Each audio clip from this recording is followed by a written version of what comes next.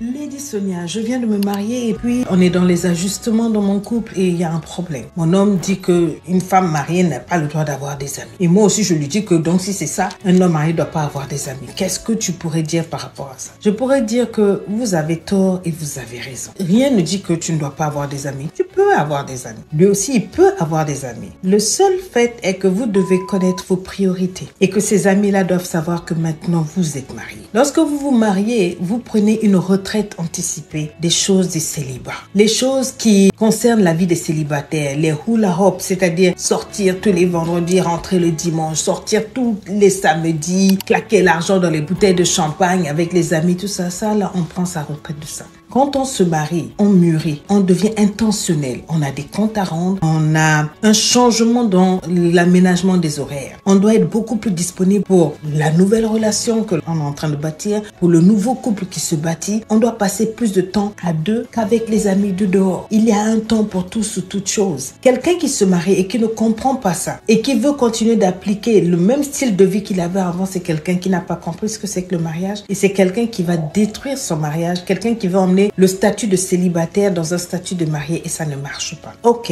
vous gardez les mêmes amis, c'est très bien. Vous continuez de parler pendant des heures et des heures. Pendant ce temps, la partenaire parle avec qui? Vous parlez de quoi? Du nouveau partenaire? Est-ce que vraiment c'est la chose à faire? Il faut se poser des questions. Quand tu viens dans le mariage, il faudrait que les amis réalisent que maintenant, on doit d'abord te laisser construire le mariage. On peut s'appeler de temps en temps, juste pour prendre des nouvelles, mais on ne peut plus être aussi impliqué dans la vie de l'autre parce que l'autre est en train de construire une nouvelle entité. L'autre s'est attaché à une autre personne. Et avec cette personne, ils sont en train de se construire, de créer une sorte de nouvelle vie, de nouvelles habitudes. Un ami devrait légèrement lui-même se retirer, se faire moins présent, se faire moins fréquent dans la maison de l'autre parce que l'autre a besoin d'intimité. L'autre a besoin de vivre son amour. C'est ça les vrais amis. Un vrai ami devrait le comprendre. Il devrait de moins en moins te solliciter pour sortir. Il devrait au contraire t'encourager à plus rester dans ton couple et ne pas dire oui, depuis que tu t'es marié là, etc., etc. À toi de savoir que parce que tu es marié, au lieu de sortir peut-être 4 fois dans le mois, tu sortiras peut-être une fois, mais vous vous entendez avec ta conjointe ou ton conjoint. Voilà, pour ne pas couper tout, j'ai besoin aussi de cette petite sortie de temps en temps avec mes amis pour keep up with them. Je ne veux pas m'isoler. J'ai mes hobbies, j'ai mes amis. Donc voilà, et ça doit se passer des moments où, voilà, on respecte aussi le statut de marié quand on est là-bas. Il y a des conversations, il y a des choses qu'on ne fera plus, mais on le fait ensemble, on passe du temps ensemble, on rigole, on boit, on prend une bière et tout.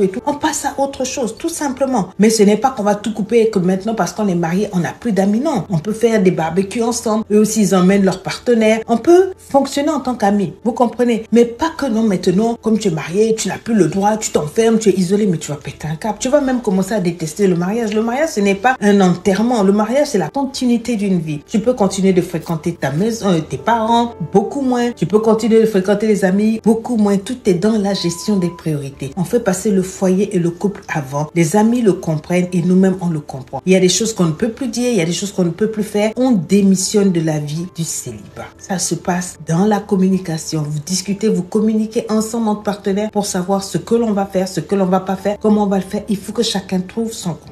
J'espère que c'est clair. N'oubliez pas la formation spéciale célibataire de novembre.